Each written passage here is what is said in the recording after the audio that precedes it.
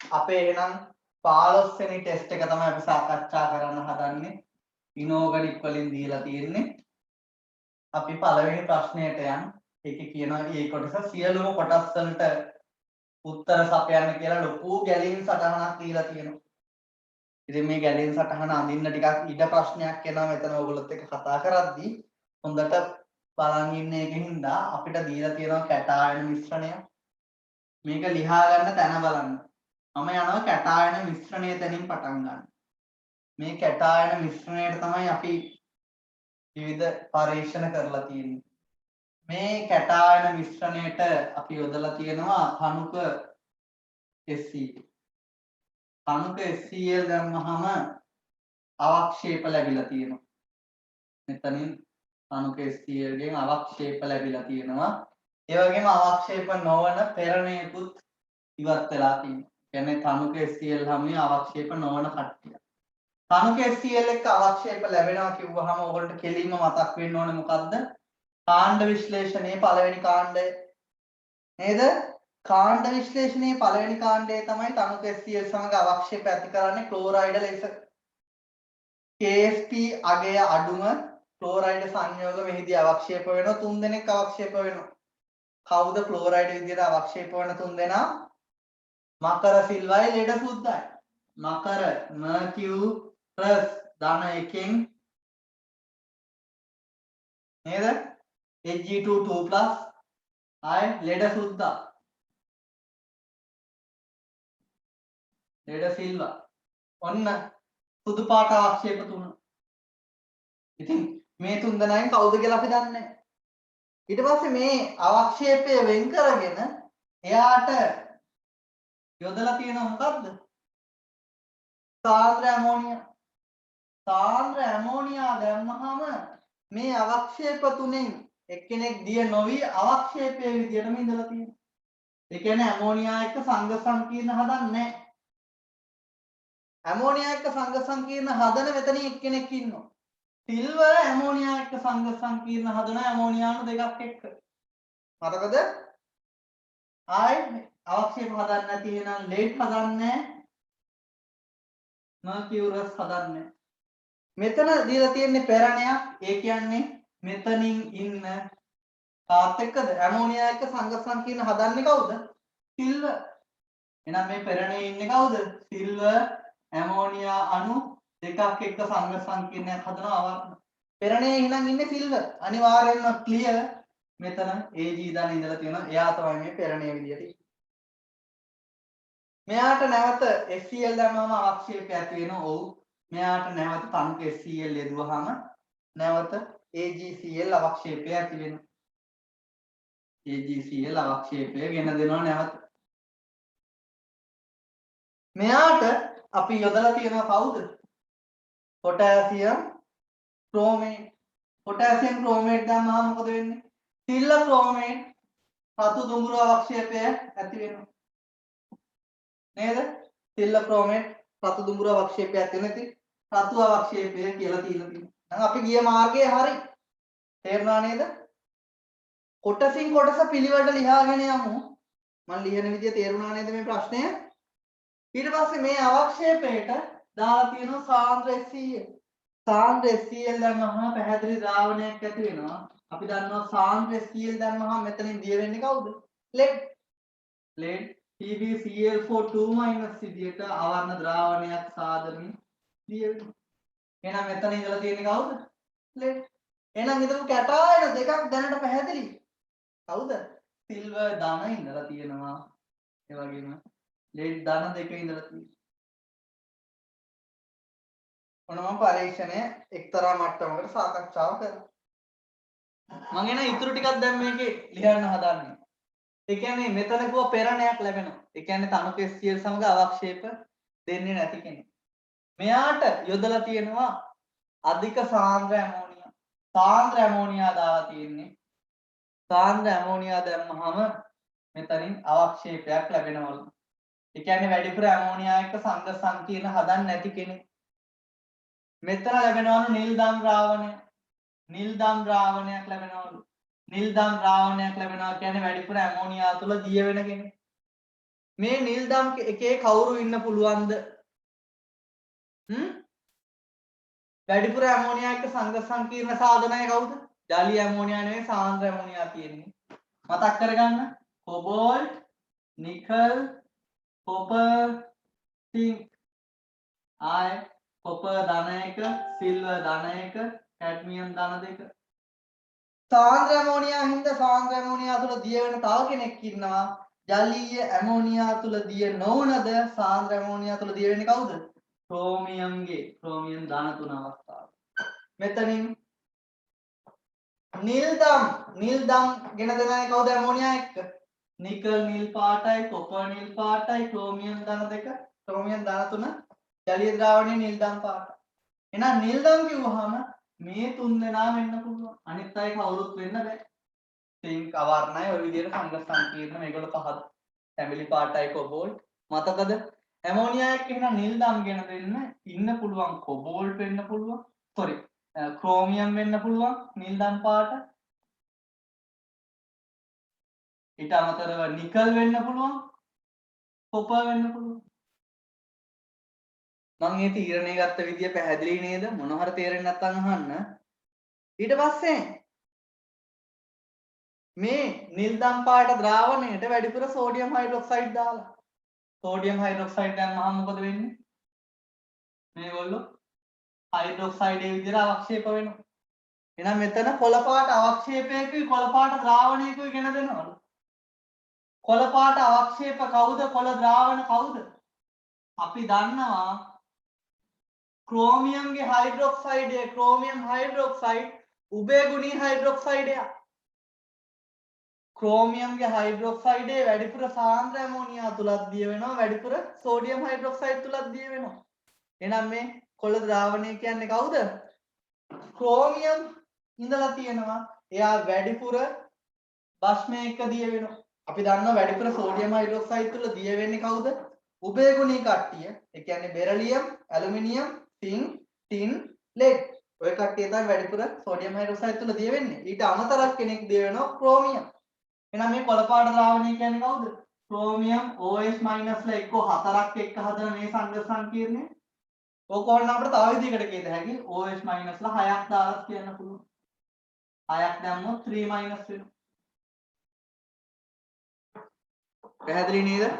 එහෙනම් මේ කොළ ද්‍රාවණය ක්‍රෝමියම් සම්බන්ධ කෙනෙක්. මෙතන කොළ පාට අවක්ෂේපයක් ලැබෙනවා එහෙනම් පැහැදිලි. කොපර් හයිඩ්‍රොක්සයිඩ් අවක්ෂේපයේ නිල් පාටයි. එහෙනම් මෙතන ඉඳලා තියෙන කොළ පාට අවක්ෂේපයේ නිකල් හයිඩ්‍රොක්සයිඩ්. එහෙනම් අපිට කෙලින්ම පැහැදිලි වෙනවා මෙතන ඉඳපු ඉතිරි කැටායනය කවුද?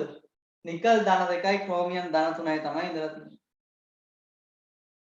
තේරුණාද? ඊට පස්සේ මෙයාගේ අපිට තව කන්ෆර්ම් කරගත හැකි මෙයාට සාන්ද්‍ර HCl බිඳු බිඳු දැම්මහම සාන්ද්‍ර HCl දැම්මම කහ පාට ද්‍රාවණයක් ගෙන දෙනවලු. නිකල් සාන්ද්‍ර HCl එක්ක NiCl4 2- කහ පාට ද්‍රාවණය. මේකට ඊට පස්සේ යොදනවලු සාන්ද්‍ර KCN. ඉතින් නිකල් Cn- එක හදන එකත් කහ පාටයි. මේක R මේක S කොළ පාට ද්‍රාවණය. Q නිල් දම් පාට එක්කෙනවා. Q නිල් දම් පාට එක්කෙනවා. P පැහැදිලි ද්‍රාවණය. අපිට මොකක්ද කියලා තියෙන්නේ මේ NiCl4ට KCN දැම්මහම නැවත කහ පාට ද්‍රාවණයක් ගෙන දෙනවලු. මොකද්ද Cn දැම්මහම නිකන්ට වෙන්නේ? නිකල් Cn- එක හදනවා.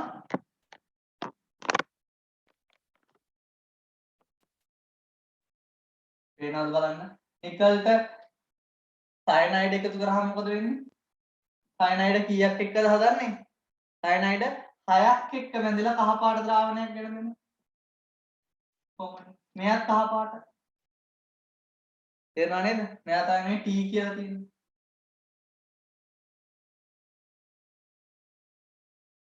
ඊළඟට මේ ඇමෝනියා එක්ක දාන අවක්ෂේප ගැන දීලා තියෙනවා. ඇමෝනියා එක්ක ලැබෙන අවක්ෂේපයට නයිට්‍රික් දානවලු. තනුක නයිට්‍රික් දැම්මහම වර්ණවත් ද්‍රාවණයක් ගෙන දෙනවලු. වර්ණවත් ද්‍රාවණය. ඊට පස්සේ කියලා තියෙනවා මේ වර්ණවත් ද්‍රාවණයට සයනයිඩ් දැම්මම කහ කොළ පාට ගෙන දෙනවා. U කියන වර්ණවත් ද්‍රාවණය ගෙන දෙනවලු. මෙයාට KCN දැම්මහම මෙතන කහ කොළ ද්‍රාවණයක් ගෙන දෙනවා. යලින් සටහන ලොකු හින්දා අපැහැදිලි නම් කියන්න මම කොටසෙන් කොටස මකලා ගන්න පුළුවන්. මෙහෙම ගත්තාම එකට තිබ්බාම හොඳට තේරෙනවා. එක එකට ගත්ත නැත්නම් කෑලි කෑලි ගන්න තමයි මේක සිද්ධ වෙන්නේ ඊටමදි ප්‍රශ්නෙත් එක්ක. මොකද බෝඩ් එක ක්ලියර් වෙන්නේ නැත්නම් බෑ ඔයගොල්ලන්ට. ඇමෝනියා දැම්මහම අවක්ෂේපයක් ලැබෙනවලු. නයිට්‍රික් එක්ක දිය නොවන මෙයාට නයිට්‍රික් එක්ක වර්ණවත් ද්‍රාවණයක් ගෙන දෙනවලු. ඒ කියන්නේ නයිට්‍රික්ගේ දිය වෙලා නයිට්‍රේටය වර්ණවත්. ඒකට CN- එක කහ කොළ පාටක් ගෙන දෙනවලු. ආයේ ඇමෝනියා දැම්මහම ඒක දුඹුරු අවක්ෂේපයක් වෙනවලු. කවුද කහ දුඹුරු විදියට ඉන්න කෙනා? යකඩ ධන 3 අවස්ථාව මතකයි නේද? දුඹුරු පාට අවක්ෂේපයේ ෆෙරික් හයිඩ්‍රොක්සයිඩ් ධන 3 රත් කරාම ඔක්සිකරණය වෙලා තමයි මේ වෙලා තියෙන්නේ. එහෙනම් ධන 2 කෙනා කවුද? ධන 2 ෆෙරස් ජලීය ද්‍රාවණයක් ඉඳලා තියෙන්නේ.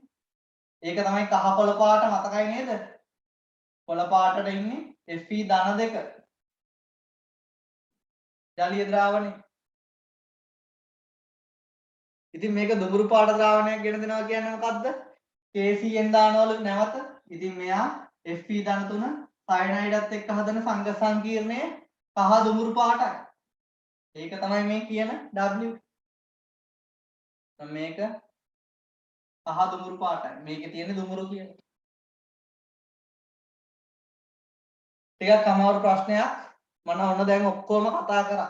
ඉන්න කැටායන ටික පැහැදිලි කරා. ඉන්න කැටායන කවුද එහෙනම්? සිල්වර් ඉන්නවා, ලෙඩ් ඉන්නවා, නිකල් ඉන්නවා, ක්‍රෝමියම් ඉන්නවා, ආයේ යකඩ ධන 2 ඉන්නවා.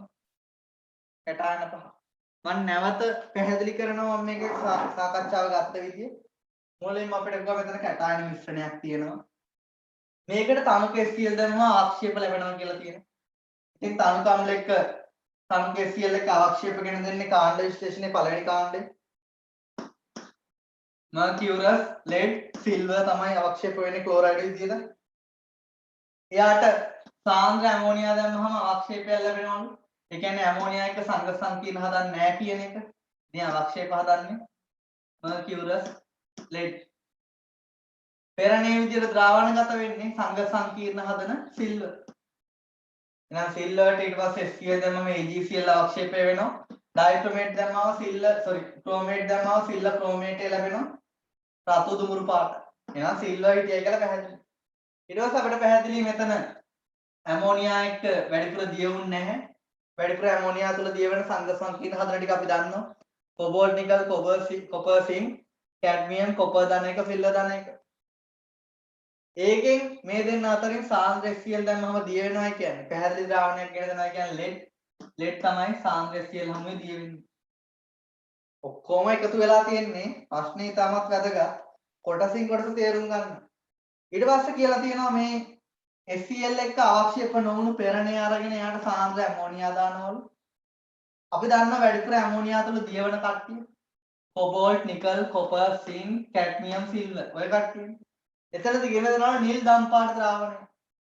ඊට අමතරව මෙතන සාන්ද්‍ර ඇමෝනියා හින්දා ක්‍රෝමියම් උත් ගන්න පුළුවන්. ඉතින් වැඩිපුර ඇමෝනියා සමග සංගත සංකීර්ණ හදන නිල් දම් නිල් කට්ටියක් සලකන්න වෙනවා දම් කට්ටියක් සලකන්න වෙනවා නිල් දම් ඉන්නවනම් නිල් දම් සලකන්නත් වෙනවා. පැහැදිලි නේද?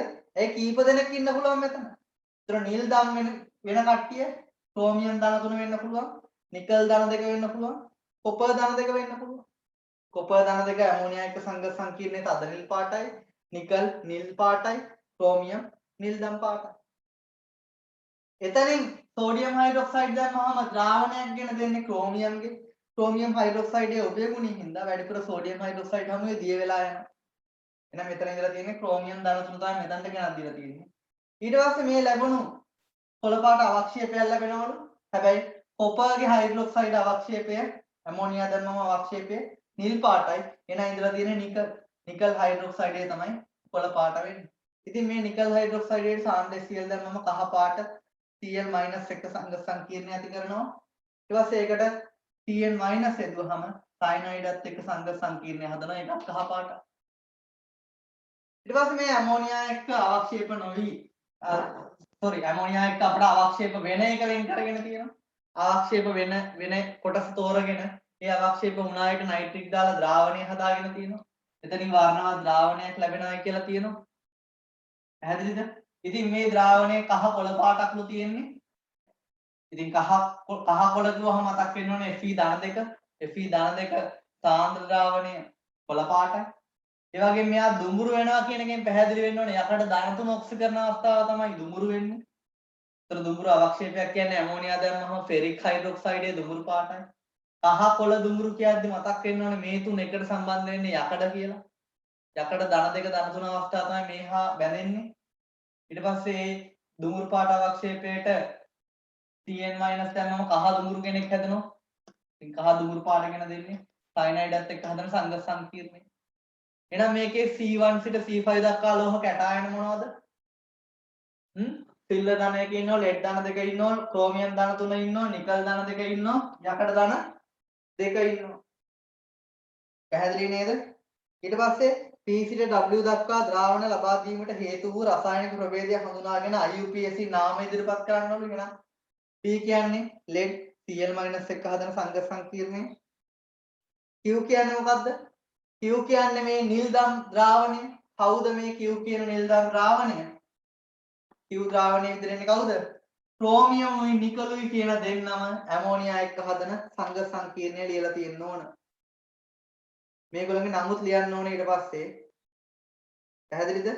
ඉතින් නිකල් ඇමෝනියානු 6ක් එක්කයි ක්‍රෝමියම් ඇමෝනියානු 6ක් එක්කයි ලැබෙන සංගත සංකීර්ණය තමයි Q කියන්නේ. R කියන්නේ කවුද?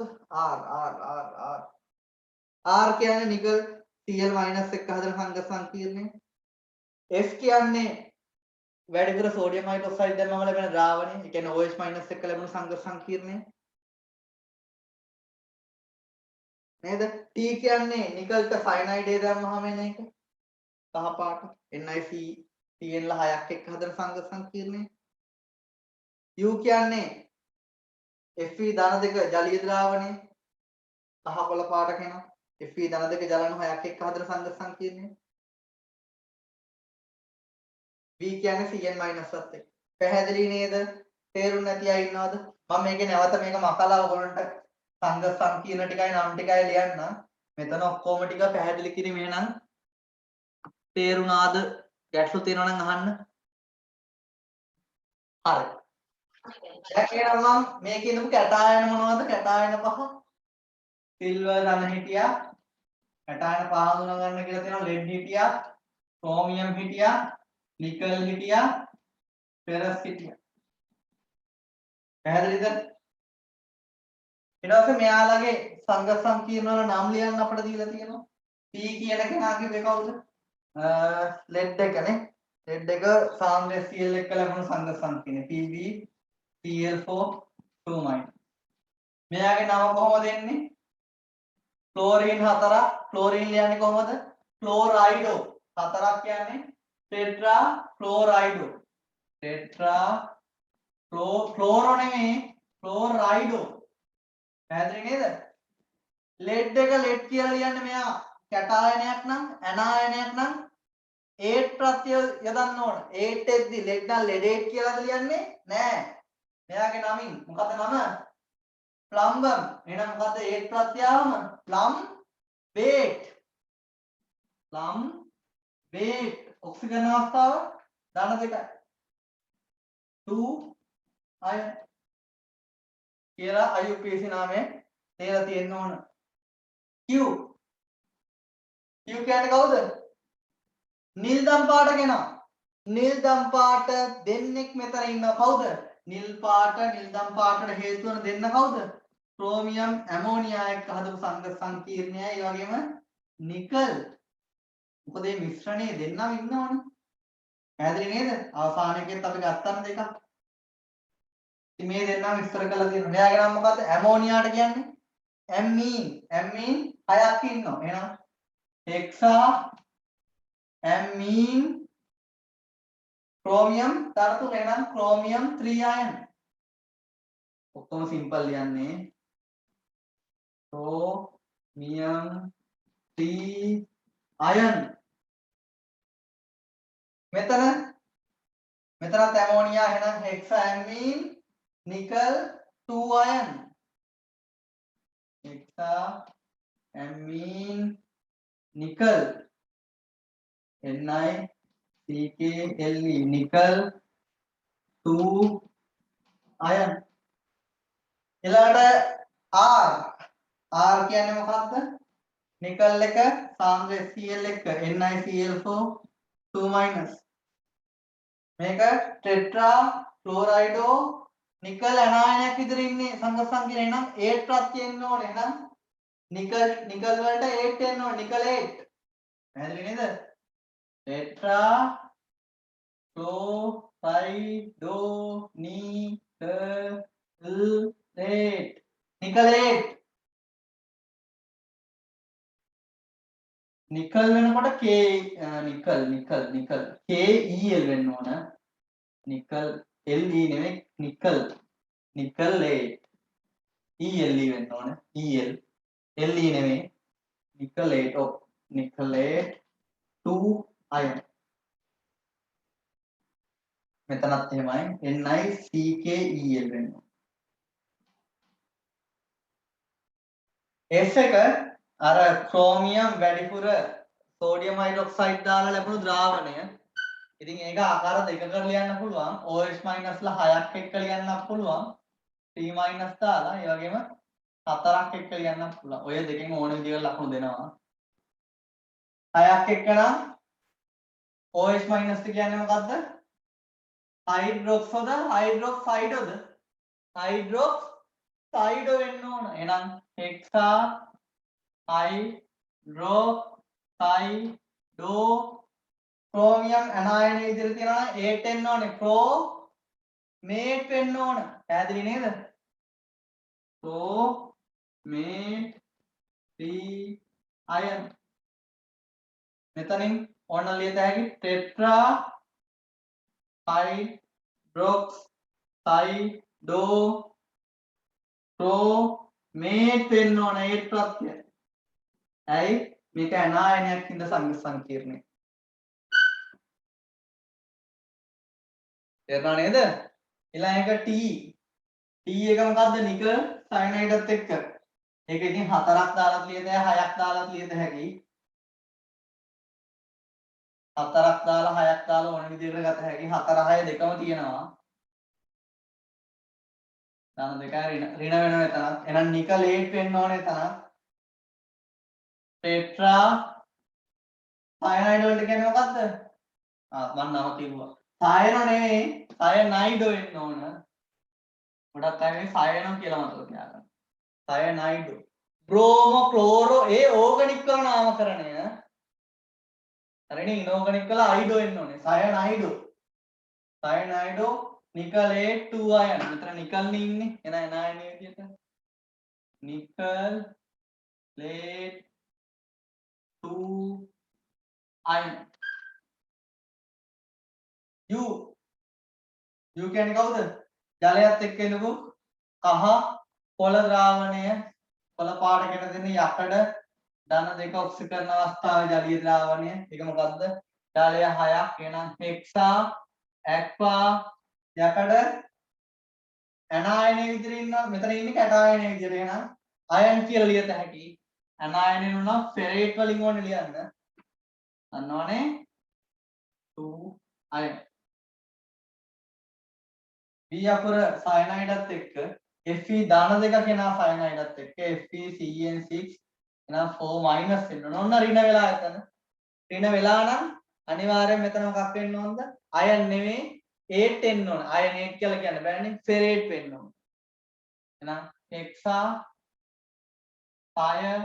සයනයිඩෝ ෆෙරේට් 2 අයන් W කියන කෙනා ඔක්සිකරණය වුණාම ඒ කියන්නේ ධන 3 අවස්ථාවක් FeCN6 එහෙනම් 3- වෙන්න ඕන 3- එක කොහොමද කියන්නේ හෙක්සා සයනයිඩෝ ෆෙරේට්ම තමයි ඔක්සිකරණ අවස්ථාව 3 iron. ඔන්න එනම් සංඝ සංකීර්ණ ටික ඔක්කොටම අදාළව කතා කරලා අවසන්. එහෙනම් මේ ප්‍රශ්නේ ඒ කොටස සාකච්ඡාව අවසන්. තේරුණාද හොඳටම? මොනවාරි අපැහැදිලිව තියෙනවද?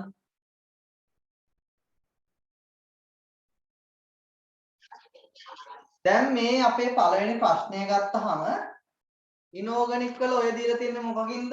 ඔය පළවෙනි ඒ කොටස දීලා තියෙන්නේ හඳුනා ගන්න. කැටායන හඳුනා ගන්න, සංගත සංකීර්ණ හඳුනා ගන්න. ඕකට මොකක්ද කියන්නේ? ගුණාත්මක විශ්ලේෂණ. ගුණාත්මක විශ්ලේෂණය කියන්නේ මොකක්ද? තියෙන කට්ටිය හඳුනා ගැනීම තමයි ඒකදි කරන්නේ. ඕකට තමයි ඔය කාණ්ඩ විශ්ලේෂණ, ඒ වගේම සංගත සංකීර්ණ සම්බන්ධ වර්ණ, සංගත සංකීර්ණ, ඒ වගේම පහන් සිළු පරීක්ෂාව.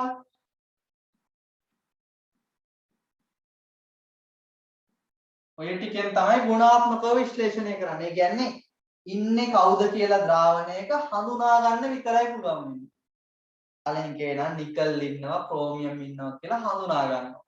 හැබැයි අපිට මේ කාණ්ඩ විශ්ලේෂණයෙන් සංඝ සංකීර්ණ වල වර්ණ, පහන් සිළු පරීක්ෂා වගේ ඒගොල්ලෝ ඉන්න ප්‍රමාණ හොයාගන්න බෑ. එයාලා ඉන්නවද නැද්ද කියලා විතරයි හොයාගන්න පුළුවන්. හැම වෙලාවෙම ඒවල ගුණාත්මක විශ්ලේෂණයෙන් ප්‍රශ්න එනවා. ඔක බහුතරයක් තමයි හරියට කරගන්න. මෙයා පාඩම් කරලා නම් තියෙන්නේ අවුලක් නැහැ. කැටායන නායන හඳුනා ගන්න පුළුවන්. ඒ බහුතරයකට අමාරු වෙන කොටසක් තමයි ප්‍රමාණාත්මක විශ්ලේෂණ.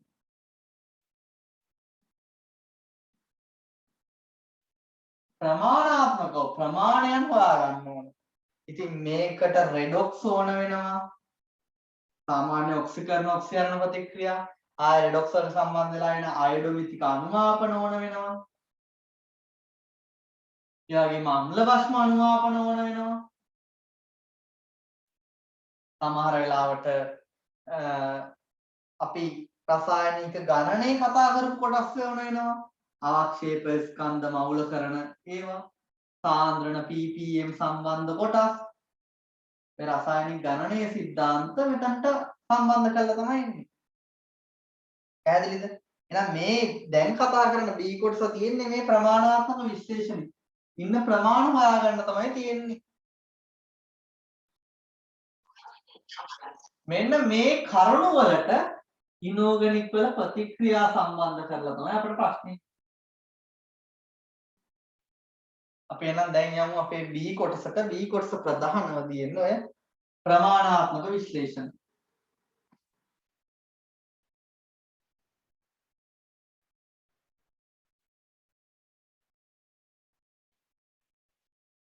අපි ප්‍රශ්නෙට යමු.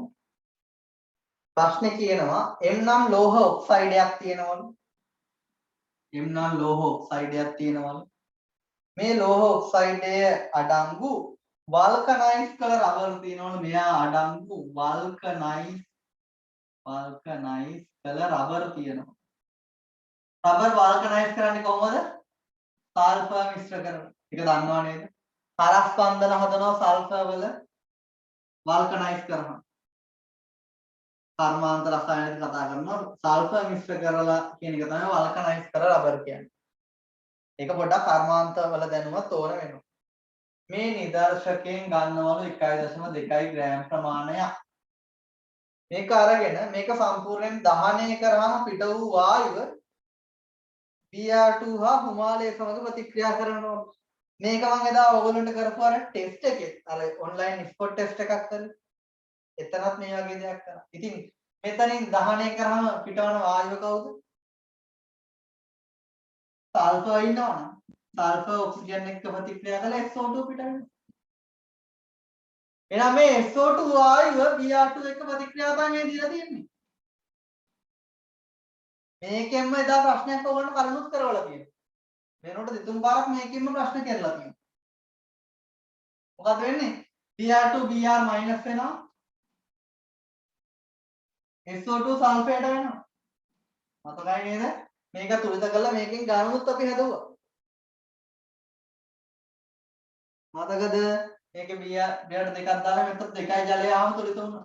ඔක්සිජන් අංක වෙනස වෙනවා තුලිත කරත හැකියි.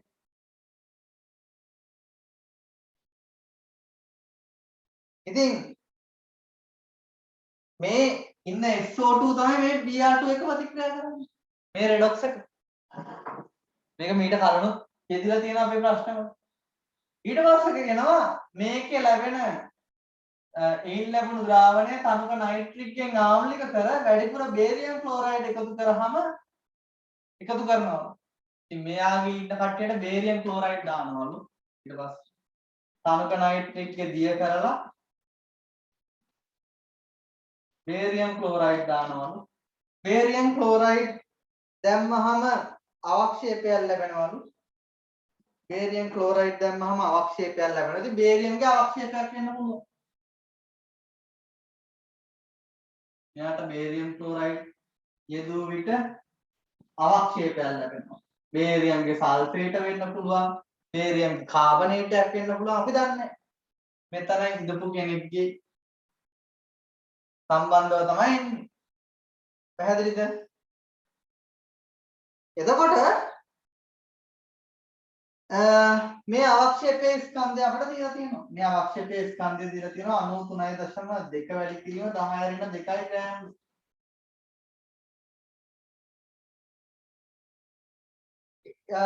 ඒ කොටසෙන් පස්සේ ආයෙ දීලා තියෙනවා දහනයෙන් ලැබුණු අවශේෂ තනුක HCl ගේ දිය කරනවලු. ඉතින් තනුක HCl එක අම්ල දිය කරාට වැඩක් වෙන්නේ නැහැ. නේද? තනුක HCl ගේ අම්ල දිය කරාට වැඩක් නැහැ. එහෙනම් තනුක HCl මේගොල්ලොත් එක ප්‍රතික්‍රියාව නේ නම් HCl මේ MO එක තමයි ප්‍රතික්‍රියාව මේ කියන හැටි. මේ අවශේෂය MO කියලා හිතන්නකො. HCl එක ප්‍රතික්‍රියා කරාම දිය කර ඊට වැඩිපුර ඇමෝනියා එකතු කර ඒ තුලින් H2S යවුවහම මේකට HCl දිය ගහම මෙයාගේ ක්ලෝරයිඩයක් වෙන්න පුළුවන්. මෙතන ඍණ මේ M නම් ඔක්සයිඩයක් කියද්දී මෙතන ධන දෙකද ධන තුනද දන්නේ අපි ඔක්සිජන් අවස්ථාව. මෙතන 2 වෙන්න පුළුවන් අපි දන්නේ නැහැ හරියට. මම මේ ඔක්සයිඩේ MO කියලා ගත්ත නිකන්. මේක ධන තුන ඔක්සිජන් අවස්ථාව වෙන්න පුළුවන්. අපි දන්නේ මේක HCl ගේ දිය කරනවලු. මට සූත්‍ර ලියන්න බෑ ඒකින්ද මෙයාගේ ඔක්සිජන් අවස්ථාව දන්නේ නැති හින්දා. දිය කරලා වැඩිපුර ඇමෝනියා දානවලු. වැඩිපුර ඇමෝනියා දැම්මහම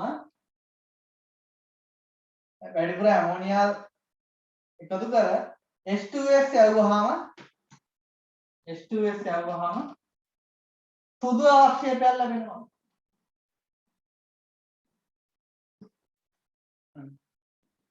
අන්න ප්‍රශ්නේ ලියන තැන කවුද වාෂ්මික මාධ්‍යයේ H2S යවුවහම සුදු ගැන දෙන්නේ? සල්ෆයිඩ් අවක්ෂේප අතරින් සුදු පාට සල්ෆයිඩ් අවක්ෂේපය කවුද? සිංක් සල්ෆයිඩ් විතරයි. ඒක ඔළුවට එන්න ඕනේ පටස් ගන්න. ඕක අපි කලින් රචනා ප්‍රශ්න වල කතා කරමු පොයින්ට් එක. එහෙනම් මේ ඉඳලා තියෙන ඔක්සයිඩ් එක කවුද? M sync oxide. එහෙනම් මේ HCl එක්ක ප්‍රතික්‍රියාව මොකද්ද? සිංක් ඔක්සයිඩය HCl එක්ක ප්‍රතික්‍රියා කරනවා. උත්තර එන්නේ මොකද්ද? සිංක් ක්ලෝරයිඩ් ධන ජලය හැදිලා තියෙනවා. මේවා තුලිත කරලා තියන්න ඕන. තුලිත කිරීම අනිවාර්යයි. 2 තුලිත.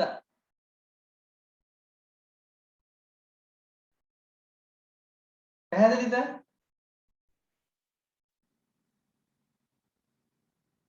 එහෙනම් මේ සිංක් ක්ලෝරයිඩ් වලට තමයි H2S යවලා තියෙන්නේ. සිංක් ක්ලෝරයිඩ් එකට තමයි H2S යවලා තියෙන්නේ. එතකොට සිංක් සල්ෆයිඩ් සුදු පාට අවක්ෂේපය ඇති වෙනවා. කාණ්ඩ විශ්ලේෂණයේ 4 වෙනි කාණ්ඩෙමේ එතනින් ආයේ හැදෙනවා HCl. H2යි Cl2යි 2යි HCl.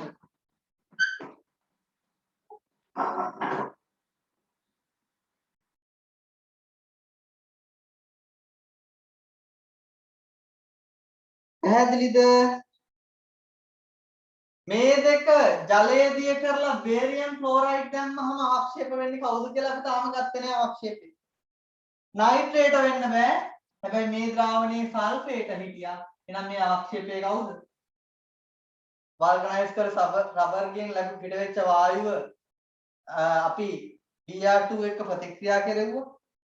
එහෙනම් මෙතන H2SO4 හිටියා. එහෙනම් මේ බේරියම් ක්ලෝරයිඩය තමයි H2SO4 එක්ක ප්‍රතික්‍රියා කරලා හදන්නේ කවුද?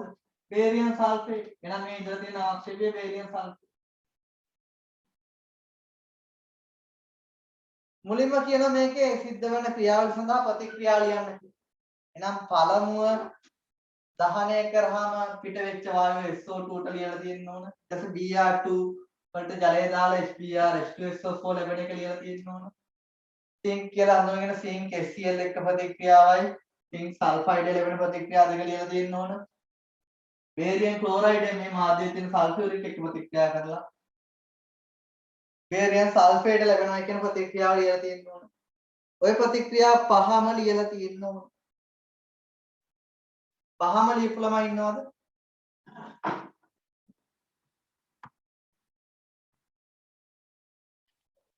මේ ප්‍රශ්නේ තව කොටසක් එන්න ඕන. ඒ කොටස තමයි මේ මිශ්‍රණයේ තිබ්බ සල්ෆර් ස්කන්ධය හා සල්ෆර් ස්කන්ධය හොයන්න ඕන. සිංක්ගේ ස්කන්ධය හොයන්න ඕන මිශ්‍රණයේ තියෙන. සල්ෆර්ගේ සිංක්ගේ ස්කන්ධ හොයන්න ඕන. ඉතින් ඒකට තමයි දායක වෙන්නේ මේ ප්‍රතික්‍රියාවල ආක්ෂේප ස්කන්ධ. අපිට කියලා තියෙනවා බේරියම් සල්ෆේට්ගේ ස්කන්ධය ලැබෙන දිලා තියෙනවා 93.2 වැඩි කිරීම 10 කියලා. බේරියම් සල්ෆේට්ගේ ප්‍රතික්‍රියාව තුලිත කරගන්න. බේරියම් සල්ෆේට් මේක HCl වෙන්න ඕන. ඒකයි HCl. ඉතින් බේරියම් සල්ෆේට්ගේ ස්කන්ධය දන්නවා. මවුල ගාන හොයාගත හැකි. බේරියම් සල්ෆේට් මවුල ගානේ සල්ෆියුරික් මවුල ගාන ගත හැකි. සල්ෆියුරික් මවුල ගානෙන් ගන්න පුළුවන් ස්ටොයිකියෝමෙට්‍රික් සම්බන්ධයෙන් SO2 මවුල ගාන. SO2 මවුල ගානෙන් ගන්න පුළුවන් සල්ෆර් මවුල ගාන. පැහැදිලිද? මේ ප්‍රශ්නේ අපි තව කොටසක් එන්න ඕන. සල්ෆර් ස්කන්ධය හොයන්න ඕනේ මේ මිශ්‍රණයේ තිබ්බ ස්කන්ධ ප්‍රතිශතය ගත හැකි ඊට පස්සේ. ඒ වගේම සිංක්ගේ ස්කන්ධය ගන්න ඕනේ. සිංක්ගේ ස්කන්ධයත් හොයන්න ඕනේ මේ ප්‍රශ්නේ. ඒකට තමයි දීලා තියෙන්නේ මේ සුදු පාට ආක්ෂේපයේ ස්කන්ධය දීලා තියෙනවා. සිංක් සල්ෆයිඩ් ස්කන්ධය දීලා තියෙනවා 9.7 වැඩි කිරීම 10 ඍණ 2ක් කියලා. නේද? මුලින්ම බේරියම් සල්ෆේට් මවුල ගාන හොයන්න. මවුල ගාන හොයන්නේ කොහොමද? 93.2 වැඩි කිරීම 10 ඍණ 2 බෙදන්න ඕනේ බේරියම් සල්ෆේට්ගේ මෞලික ස්කන්ධය. ඒකට දත්ත දීලා තියෙනවා. බේරියම් 137යි, සල්ෆර් 32යි, එන 169යි, 64. පැහැදිලි නේද? මෞලික ස්කන්ධයෙන් බෙදුවම බේරියම් සල්ෆේට් මවුල ගාන එනවා. ස්ටොයිකියෝමෙට්‍රික සම්බන්ධතාවයෙන් ගන්න පුළුවන් සල්ෆියුරික්ගේ මවුල ගාන. කොහොමද ගන්නෙ? බේරියම් සල්ෆේට් එකක් ලැබෙන්නේ සල්ෆියුරික් එකක් හිටියොත්. පැහැදිලි නේද? එතකොට 233ක් එනවා. බේරියම් 136යි, 136යි, 32යි, 169යි, 169යි, 64. 233යි. 233යි ග්‍රෑම් මවුලයට වලින් බෙදුවම අපිට එනවා සුළු කළ ගාන ඉක්මනට 93ට 2යි 4 4 4 4 2යි. ඔව් හරියටම 4ක් එනවා මේක සුළු කරාම. මේකට මේක 0.4 වැඩි කිරීම 10 ඍණ 2ක්. ඒ කියන්නේ 4 වැඩි කිරීම 10 ඍණ 3යි මවුල ඉඳලා තියෙනවා බේරියම් සල්ෆේට්. බේරියම් සල්ෆේට් 4 වැඩි කිරීම 10 ඍණ 3ක් ඉඳලා නම් බේරියම් සල්ෆේට් එකක් ලැබෙන්නේ සල්ෆියුරික් එකකින්. එහෙනම් සල්ෆියුරික් මවුල ගාන 4 වැඩි කිරීම 10 ඍණ 3ම තමයි. සල්ෆියුරික් මවුල ගාන 10 ඍණ 3යි කියන්නේ සල්ෆියුරික් එකක් ලැබෙන්නේ SO2 එකකින්. එහෙනම් SO2 මවුල ගාන වෙන්නේ කීයද? 4 වැඩි කිරීම 10 ඍණ 3ම තමයි. SO2 4 වැඩි කිරීම 10 ඍණ 3යි මවුල කියන්නේ. SO2 එකක් ලැබෙන්නේ සල්ෆර් එකකින්. සල්ෆර් මවුල ගාන 4 වැඩි කිරීම 10 ඍණ 3. සල්ෆර් මවුල ගාන දන්නවා නම් මෞලික ස්කන්ධයෙන් ගුණ කරලා සල්ෆර් ස්කන්ධය ගත හැකියි. ඔන්න එක කොටසක් සල්ෆර් ස්කන්ධය හොයන්න. තේරුණා නේද? එහෙනම් 4 වැඩි කිරීම 10 ඍණ 3 4 වැඩි කිරීම 10 ඍණ 3 වැඩි කිරීම සල්ෆර්ගේ ස්කන්ධය වෙන්නේ මෞලික ස්කන්ධය වෙන්නේ 32යි. එතකොට එකෙන් එනවා කීයද? 32 වාරයක් 4 4යි 8යි 132යිද? 128යි. 128 වැඩි කිරීම 10 ඍණ 3යි ග්‍රෑම් තමයි සල්ෆර්ගේ ස්කන්ධය. ඒක ආපු ළමයි ඉන්නවද? ඊළඟට සිංක්ගේ ස්කන්ධය හොයන්න ඕනේ. ඉතින් සිංක් සල්ෆයිඩ්ගේ අපිට ස්කන්ධය දීලා තියෙනවා. ඒක මෞලික ස්කන්ධයෙන් බෙදුවාම අපිට පුළුවන් සිංක් සල්ෆයිඩ් මවුල ගාන හොයාගන්න නේද? ඉතින් මේකේ දීලා තියෙනවා මූලද්‍රව්‍යයේ සල්ෆයිඩයේ සාපේක්ෂ අණුක ස්කන්ධය 97යිලු. ඉතින් සුළු වෙන්නම දීලා තියෙනවා. එහෙනම් සිංක් සල්ෆයිඩ් මවුල ගාන හොයාගත්ත හැකි 9.7 වැඩි කිරීම 10 ඍණ 2 බෙදනවා 97. 97යි ග්‍රෑම් මවුලෙන්න මවුලික ස්කන්ධය. එතකොට එනවා සිංක් සල්ෆයිඩ් මවුල ගාන 1 වැඩි කිරීම 10 ඍණ 3. මේක වෙනවා 0.1 වැඩි කිරීම 10 ඍණ 3 නම් සිංක් සල්ෆයිඩ් මවුල ගාන එන 1 වැඩි කිරීම 10 ඍණ 3යි මවුල. තේරුණා නේද? එහෙනම් ඔතනින් අපිට සිංක් ස්කන්ධය ගන්නත් පුළුවන්. සිංක් ඉඳලා තියෙන්නේ 1 වැඩි කිරීම 10 ඍණ 3ක්ම තමයි. සිංක් එහෙනම් මවුල ගාන දන්නවනම් සිංක් ස්කන්ධය හොයන්නේ සිංක්ගේ මවුලික ස්කන්ධයෙන් ගුණ කරලා. හැබැයි අපිට සිංක්ගේ මෞලික ස්කන්ධය දත්ත විදියට දීලා නැහැ. අපි කොහොමද සිංක්ගේ මෞලික ස්කන්ධය හොයන්නේ? ඉතින් දීලා තියෙනවානේ සල්ෆයිඩයේ මෞලික ස්කන්ධය දීලා තියෙනවා 97ක් කියලා. සල්ෆර් 32 නම් සිංක් කීයද? සල්ෆර් 32 නම් සිංක් 65යි. 65යි ගන්නවා. එහෙනම් සිංක් ස්කන්ධය වෙන්නේ සිංක් මවුල ගාන දන්නවා 1 වැඩි කිරීම 10 ඍණ 3යි මවුල. ඒක මෞලික ස්කන්ධයෙන් ගුණ කරනවා. ඒ කියන්නේ 65 වැඩි කිරීම 10 ඍණ 3ක් වෙනවා සිංක් ස්කන්ධය. මොන ස්කන්ධ දෙක හෙව්වා? එතකොට මේ ප්‍රශ්නේ අපිට කියලා තියෙන්නේ සල්ෆර් ස්කන්ධය හා සිංක් ස්කන්ධය හොයන්න. පැහැදිලිද ළමයි? ගාන තේරුණාද? මේ වගේ ගණන් ඔන්ලයින් කරන්න ඇත්තටම අමාරුයි. මොකද ඊට ප්‍රශ්න එනවා ඔයාලට. දැන් මම බෝඩ් එක මකන්න නැතුවම ගියේ. මුලින් chart එකත් එහෙමයි. තේරුණාද? ආයෙ පාරක් කියලා ඕනද?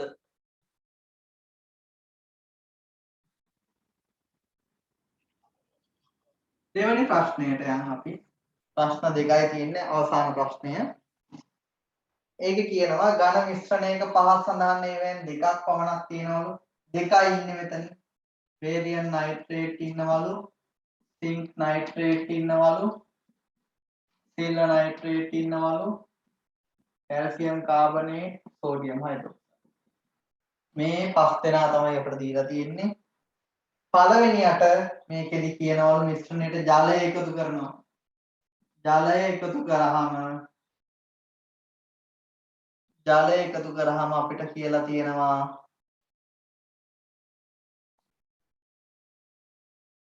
පැහැදිලි ද්‍රාවණයක් ගෙන දෙනවලු. ජලය දැම්මම පැහැදිලි ද්‍රාවණයක් ගෙන දෙනවලු. ජල ද්‍රාව්‍යතාවයෙන් හිතන්න ඒක ඍණාරෝපිත අනායන ජලයේ ද්‍රාව්‍යයි. ජලයේ ද්‍රාව්‍යයි. සෝඩියම් හයිඩ්‍රොක්සයිඩ් ජලයේ ද්‍රාව්‍යයි. එහෙනම් පැහැදිලි ද්‍රාවණයක් ගෙන දෙයි නම් මේකේ නිගමනය මොකද්ද? කැල්සියම් කාබනේට් මේකේ නැහැ. කැල්සියම් කාබනේට් අනිවාර්යෙන් ඉන්න බෑ මිශ්‍රණයේ. මොකද හේතුව? කැල්සියම් කාබනේට් කියන්නේ අවක්ෂේපයක් ජලයේ දිය වෙන්නේ නැති කෙනෙක්. S කොණුවේ ජල ද්‍රාව්‍යතාවය. අපි කැටි ක්‍රමයකින් මේ ඔක්කොම කියා දීලා තියෙන්නේ. එතකොට මේක හේතු විස්තර කරන්න ඕනේ. හේතු දක්වමින් මිශ්‍රණයේ අඩංගු සංයෝග හඳුනා ගන්න තියෙන්නේ. එහෙනම් පළවෙනි මේ වගන්තියෙන් අපිට ගත හැකි ජලයේ පැහැදිලි ද්‍රාවණයක් ගෙන දෙන බැවින් කැල්සියම් කාබනේට් විය නොහැක. ඔන එක පොයින්ට් එකක්. දෙවැනියට කියනවා මේකට එකෙන් කොටසකට පිනොප්තලීන් දැම්මම රෝස වෙනවලු. පිනොප්තලීන් රෝස කරන්නේ කවුද? පිනොප්තලීන් වල වර්ණ විපර්යාස pH පරාසය 8.3 සිට 10.1 දක්වා. 10.1ට වඩා pH එක වැඩි වෙද්දී රෝස පාට ගෙන දෙනවා. 8.3ට වඩා අඩු වෙද්දී අවර්ණ ගෙන දෙනවා. එහෙනම් මේක රෝස ගෙන දෙන්නේ කාත් එක්කද? බස්මත් එක්ක. එහෙනම් මෙතන රෝස කරන්නේ කවුද? වාෂ්පික ද්‍රාවණය කවුද මෙතනින්? Sodium hydroxide. එහෙනම් මේක අනිවාර්යයෙන්ම සෝඩියම් හයිඩ්‍රොක්සයිඩ් තියෙනවා. පිනොප්තලීන් සමග රෝස පාට ගෙන දෙන පවින් වාෂ්පික ද්‍රාවණයක් පැවතිය යුතුය. ඒ කියන්නේ සෝඩියම් හයිඩ්‍රොක්සයිඩ් ඉන්නවා. 3 ඉහත එකෙන් ලබාගත් ජලීය ද්‍රාවණ කොටසකට තනුක HCl දානවා. තනුක HCl දැම්මහම සුදු අවක්ෂේපයක් ලැබෙනවලු. තවදුරටත් තව දුරටත් SCl දැම්මහම දිය වෙනවල ලක්ෂය. හවුද? උභයගුණී සිංක් නයිට්‍රේට් එක. එහෙනම් සිංක් නයිට්‍රේට් එක. පැහැදිලිද? එහෙනම් මේකේ ඉඳපු දෙන්න කවුද අඩංගු සංයෝග දෙක? සෝඩියම් හයිඩ්‍රොක්සයිඩුයි සිංක් නයිට්‍රේට්. මේ දෙන්න තමයිද? හරියට හඳුනාගත්ත අය කවුද? ඒක ලේසි ගොඩක්. B කොටසට යමු. දෙවෙනි ප්‍රශ්නේ B කොටස. සමහර අවස්ථාවලදී සෝඩියම් සල්ෆයිඩ් පරිරක්ෂකයක් ලෙස යොදාගන්න. පරිරක්ෂකයක් කියන්නේ මොනවද? ඔය ආහාර කල් තබා ගන්න දාන ඒවා. පරිරක්ෂකයක් ලෙස සොසේජස් මස් වලට එකතු කරනවා. ඔය සොසේජස් කල් තබා ගන්නේ ඔය සෝඩියම් සල්ෆයිඩ් දාලා. හරිද? එතකොට මස් නියදියක සෝඩියම් සල්ෆයිඩ් පරිරක්ෂක ප්‍රමාණය නිර්ණය කිරීම සඳහා පහත ක්‍රියාපිළිවෙල අනුගමනය කරනවා. එහෙනම් මේ මොකක්ද දීලා තියෙන්නේ?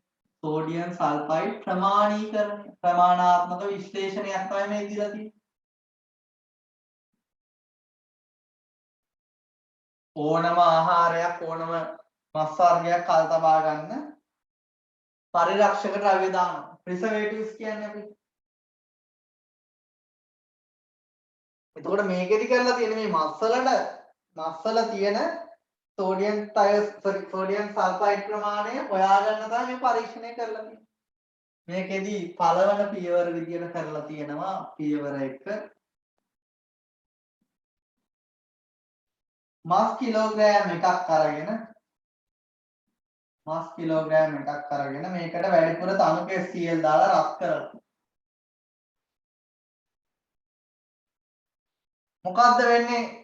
සෝඩියම් සල්ෆයිඩ් ඉන්නකොට SCl එක රත් කරොත් තනුක අම්ල සමග වායු පිට කිරීම. සල්ෆයිඩයෙන් මොනවද පිට වෙන්නේ?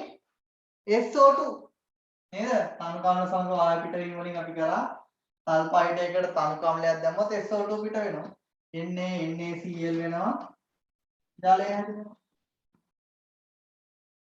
වැදගත්ම කාරණේ මේක මොනවා කරන්න ඕනද? තුලිත කරගන්න ඕන. Na2 හින්දා NaCl දෙකක් Cl දෙකක් Na දෙකයි සල්ෆර් එකයි ඔක්සිජන් 3යි H දෙකයි Cl දෙකයි තුලිත කරගෙන යන්න. මොකද මේ ප්‍රමාණාත්මක විශ්ලේෂණ ප්‍රශ්න තුලිත නොවුනොත් ඉවරයි ප්‍රශ්න. තුලිත කිරීම අනිවාර්යයි. මේ දෙවන පියවර විදියට කරලා තියෙන්නේ පියවර 2 විදියට කරලා තියෙනවා. මේ විට පිට වූ වායුව 0.5යි MOL DM ඍණ 3 I2 ද්‍රාවණ වැඩි ප්‍රමාණයක් සමග සම්පූර්ණයෙන් අවශෝෂණය කරනවා. පිට වෙන වායුව කවුද? SO2 I2 එක ප්‍රතික්‍රියාව තමයි කරන්නේ කියලා. වැඩිපුර දාලා තියෙනවා I2. සාන්ද්‍රණය දීලා තියෙනවා 0.05යි ඝන සෙන්ටිමීටර 40ක් දාලා වැඩිපුර දාලා. ඒ කියන්නේ ඉතුරු වෙන කොටස. ඇයි අයඩින් වැඩිපුර දාන්නේ? අයඩින් වැඩිපුර දැම්මම තමයි ඉන්න SO2 ල ඔක්කොම මොනව වෙන්නේද? සල්ෆේට බවට ඔක්සිකරණය වෙන්නේ. මෙතන රෙඩොක්ස් වෙන්නේ. SO2 ධන 4 ඉඳන් ධන 6 සල්ෆේට අවස්ථාවට ඔක්සිකරණය වෙද්දී I2 I- අවස්ථාවට ඔක්සිහරණය වෙනවා. ඔක්සිකරණාංක වෙනස ගන්න 2යි. මෙතන බිඳුවෙන් ඍණ 2ට වෙනස 2යි කැපිලා යනවා. ඔක්සිකරණාංක වෙනස මාරු කරන්න දෙයක් නැහැ කැපිලා යන හින්දා. නේද? ඊට පස්සේ ඔක්සිජන් අණු පැත්තට ජලය දාන්න. ඔක්සිජන් මේ පැත්තේ 4යි මේ පැත්තේ ඔක්සිජන් 2යි එන මේ පැත්තට 2ක් ජලය දාලා අනිත් පැත්තට හයිඩ්‍රජන් තුලිත වන පරිදි 4යි එක්ස්ට්‍රා දාන්න. දැන් බලන්න පරමාණු තුලිතද කියලා හයිඩ්‍රජන් 4යි 4යි ඔක්සිජන් 2යි 4යි 4යි අයඩින් 2යි 2යි. පරමාණු තුලිතයි දැන් බලන්න ආරෝපණ ඔටෝ තුලිත වෙලා තියෙන්න ඕන. ඍණ 2යි ඍණ 2යි ඍණ 4යි ඍණ 4යි ධන 4යි බිඳුව. ආරෝපණ තුලිත. එහෙනම් ඔන්න තුලිත රසායනික සමීකරණය ගත්තා. හැබැයි ප්‍රශ්නේ තියෙන්නේ I2 වැඩිපුර දාපු හින්දා එයාගේ මවුල ගාන අරගෙන එතනින් SO2 මවුල ගාන අරගෙන SO2 මෝල් ගානේ සෝඩියම් සල්ෆයිඩ් මෝල් ගාන ගන්න බෑ. ඇයි ගන්න බැරි? වැඩිපුර දාලා තියෙනවා අපි I2. පැහැදිලිද? මම දැන් මේ අන්තිම දවස් ටිකේම ඔය තයෝසල්ෆේට් සම්බන්ධ අනුමාපන ප්‍රශ්න ගොඩක් කරා ඔයගොල්ලන්ට. ප්‍රශ්න 3-4ක්ම කෙරුණා. පැහැදිලිද? මම ගිය අන්තිම දවසේ ඔයගොල්ලන්ට කරපු පේපර් එකෙත් තයෝසල්ෆේට් සම්බන්ධ රචනා ප්‍රශ්නයක්මයි කරේ. මේකත් එතනින්ම දීලා තියෙනවා. එකම විදිය ප්‍රශ්න ගොඩාක් කරනවා. ඉතින් මෙහෙම කරලත් අල්ලගන්න නැත්නම් තව මහන්සි වෙන්න ඕනේ. තියරි වල අවුල් තියෙනවා කියන්නේ. මොකද්ද කරලා තියෙන්නේ? පියවර 3ට ගිහිල්ලා. මොකද මෙයා වැඩිපුර දාලානේ මෙතන. තුන්වන පියවරේදී කරලා තියෙන්නේ. දෙකෙහි ලැබුණු ද්‍රාවණයේ දර්ශකයේ ලෙස පෘෂ්ඨය යොදා ගැනීමෙන් 0.1 සෝඩියම් තයෝසල්ෆේට් ද්‍රාවණයක් මගින් අනුමාපනය කරාලු. මේ විට අවශ්‍ය වූ සෝඩියම් තයෝසල්ෆේට් පරිමාව 26ට. අපි මෙතන තුන්වන පියවර විදියට සෝඩියම් තයෝසල්ෆේට් දැම්මහම සෝඩියම් තයෝසල්ෆේටත් එක්ක ප්‍රතික්‍රියා කරන්නේ කවුද? හොඳට බලන්න. අපි මුලින්ම මේකට කණුකම්ලය දැම්මා SO2 පිට වුණා. ඒ පිට වෙච්ච වායුව වැඩිපුර I2 දැම්මා. ඒ කියන්නේ මොකද්ද? මෙතන තියෙන I2 වැඩිපුර දානවා කියන්නේ මොකද්ද? I2 ඉතුරු වෙනවා. ඇයි? ඉන්න SO2 ඔක්කොම සල්ෆේට් බවට පත් කරන්න තමයි අපි I2 වැඩිපුර දැම්මේ.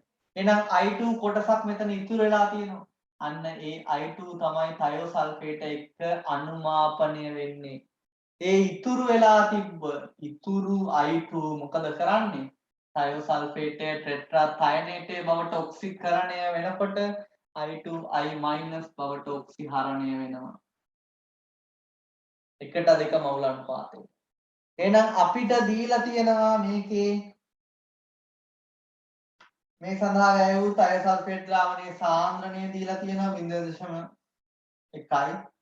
0.1 mol dm ඍණ 3 කියලා දීලා තියෙනවා තයෝසල්ෆේට් සාන්ද්‍රණය. එයාගේ වැය වෙන පරිමාව දීලා. ඉතින් තයෝසල්ෆේට මවුල ගානෙන් ගන්න පුළුවන් ඉතුරු වෙලා තියෙන I2 මවුල ගාන ආරම්භක I2 මවුල ගාන දන්නවා. ඒකෙන් ගන්න පුළුවන් මෙතනදී ප්‍රතික්‍රියා කළ I2 මවුල ගාන ප්‍රතික්‍රියා කළ I2 මවුල ගාන හොයාගන්නවා කියන්නේ පිට වෙලා තියෙන SO2 මවුල ගාන හොයාගන්න පුළුවන්. SO2 මවුල ගාන දන්නවා කියන්නේ එතනින් ගන්න පුළුවන් තයෝසල්ෆේට මවුල ගාන කිලෝග්‍රෑම් එකක ඉන්න ගාන තේරුණාද? පළවෙනි එක කියන්නේ පියවර 3 සඳහා ප්‍රතික්‍රියා ලියන්න. ඔන්න ප්‍රතික්‍රියා 3. ඊළඟේ පියවරේ අහනවා මස් කිලෝග්‍රෑම් එකක ඇති සෝඩියම් තයෝසල්ෆේට් මවුල ගාන හොයන්න. හොයන්න බලන්න හදපු නැති අය ආපු අය කියන්න කොච්චරක් කිලෝග්‍රෑම් එකක ඉන්නවද කියලා සෝඩියම් සල්ෆයිඩ් මවුල කීයක් ආවද උත්තරේ?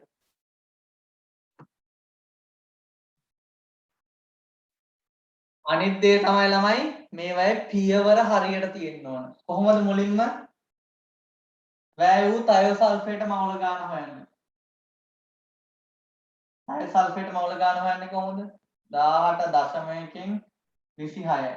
කියන්නේ 2.6 වැඩි කිරීම 10^3යි මවුල තයෝසල්ෆේට වැය වෙලා තියෙන්නේ. ඉතින් තයෝසල්ෆේට මවුල ගාන දන්නවා කියන්නේ මොකක්ද? ඒ වගේ කොච්චරක්ද I2 ඉතුරු වෙලා තියලා තියෙන්නේ? එම නිසා ඉතුරු වී ඇති ප්‍රතික්‍රියාවෙන් ඉතුරු වෙලා තියෙන I2 මවුල ප්‍රමාණය ගත හැකියි. කොච්චරද? I2 එකක් එක්ක තයෝසල්ෆේට දෙකක් ප්‍රතික්‍රියා කරන්න එන I2 මවුල ප්‍රමාණය වගේ භාගයක්. 10^3 වගේ භාගයක් තමයි I2 මවුල ගාන. ඒ කියන්නේ 1.3 වැඩි කිරීම 10^3යි මවුල I2 ඉතුරු වෙලා තියෙන්නේ. ඔනේ ඉතුරු I2 දන්නවා. ආරම්භයේ යොදපු I2 දන්නවා. එතනින් ගන්න පුළුවන් මේ දෙකේ වෙනසෙන් ප්‍රතික්‍රියාවට වැය වූ I2 මවුල ප්‍රමාණය. එහෙනම් ඊළඟට ආරම්භක I2 මවුල ගාන හොයන්න. ආරම්භක I2 මවුල ගාන හොයන්නේ කොහොමද? සාන්ද්‍රණය දන්නවා. 0.05න් නිසා කිය දෙන්නේ 1 වැඩි කිරීම 10^3ම නේද?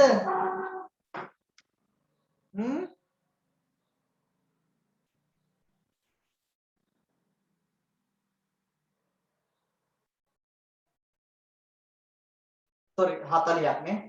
ඔව් 40ක්. 0.40ක් දාලා තියෙන. එතකොට එතනින් ඉතුරු වෙනවා 2යි 4යි 20යි 2ක්. 2 වැඩි කිරීම 10 රින 3ක් යනවා. ඉතින් එම නිසා ප්‍රතික්‍රියා කළ අයිතු මවුල ප්‍රමාණය ගත හැකියි. ආරම්භයේ යොදලා තියෙනවා 2 වැඩි කිරීම 10 රින 3යි මවුල. අවසානයේ ඉතුරු වෙලා තියෙනවා 1.3 වැඩි කිරීම 10 රින 7ක්. එහෙනම් කොච්චර ප්‍රතික්‍රියා කළද අයිතු? මේ දෙකේ වෙනස 0.7 වැඩි කිරීම 10 රින 3යි මවුල අයිතු ප්‍රතික්‍රියා කරලා. එහෙම නැත්නම් 7 වැඩි කිරීම 10 රින 4ක් ප්‍රතික්‍රියා කරලා. අයිතු එකක් එක්ක SO2 එකක් ප්‍රතික්‍රියා කරන එහෙනම් SO2 ප්‍රතික්‍රියා කරලා තියෙන්නේ 0.7 වැඩි කිරීම 10 රින 3යි මවුල. SO2 0.7 වැඩි කිරීම 10 රින 3ක් ලැබෙන්නේ සෝඩියම් සල්ෆයිඩ් එකකින් එන සෝඩියම් සල්ෆයිඩ් මෝල් ප්‍රමාණය 0.7 වැඩි කිරීම 10 රින 3යි මවුල. ආවද උත්තරේ 0.7 වැඩි කිරීම 10 රින 3යි මවුල එනවා. සෝඩියම් සල්ෆයිඩ් ගේ මවුල ප්‍රමාණය. ඒක තමයි අපෙන් අහලා තියෙන්නේ.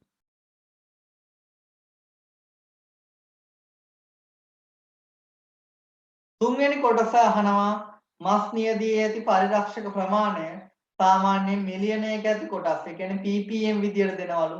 ඒ කියන්නේ ග්‍රෑම් 10 6ක තියෙන ප්‍රමාණයක් විදියට අහනවා. මුලින්ම මේක ස්කන්ධයක් කරගන්න.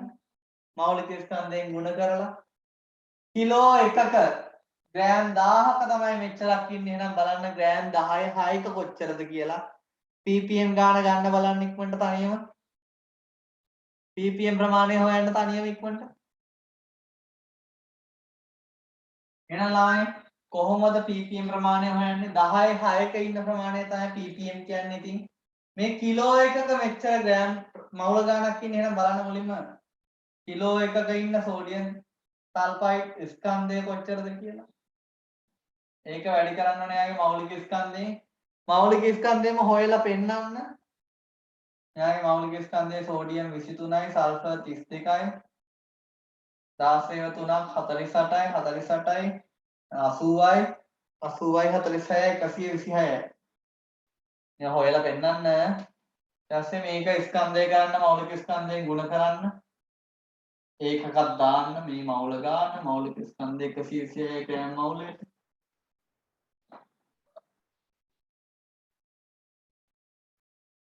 ඔකෙන් එනවා 7යි 42යි 882යි. ඒ කියන්නේ 882 කියන්නේ 88.2 වැඩි කිරීම 10 රින 3. ස්කන්ධ. ඔන ස්කන්ධය හෙව්වා. ppm අහන්නේ. ppm කරන්නේ කොහොමද? 10 6ක කොච්චරද කියලා බලනවා. මේ ඉන්නේ කොච්චරද? ග්‍රෑම් 1000ක. 1000ක ඉන්නවා නම් 88.2 වැඩි කිරීම 10 රින 3ක්. කොහොමද මිලියන එක බලන්නේ 10 6න් ගුණ කරලා ppm කරන්නේ. දීලා තියෙනවා කොණ්ඩේ දත්තය. මිලිග්‍රෑම් ඩෙසිමීටර වලින් හදන්න නෙමෙයි මේක තියෙන්නේ. මේක කියලා තියෙනවා මස් 10 6යි ග්‍රෑම් එක ඇති සෝඩියම් සල්ෆයිඩ් ප්‍රමාණය කියලා ppm. දැන් මෙතන 10 6ට 10 3යි 10 3ට මේ 3 කැපෙනවා 88.2යි ppm වෙනවා. එහෙනම් ඒ ප්‍රමාණාත්මක විශ්ලේෂණයේ කොටස හරි. ඒකේ අවසාන කොටස අහනවා අනුමාපනයේ අන්ත ලක්ෂ්‍ය වර්ණය පර්යාසය. පිෂ්ඨය දාන්නේ මෙතනදී. පිෂ්ඨය මුලින්ම මොන පාටක් තියෙන්නේ? නිල් දම් පාට. එහෙනම් පිෂ්ඨය නිල් දම් වෙලා තියෙන පිෂ්ඨය මොන පත්තේටපත් වෙනකන්ද අනුමාපනය කරන්නේ? අවර්ණ වෙනකන්. I2 ඔක්කොම I- වුණාම පිෂ්ඨය අවර්ණ වෙනවා.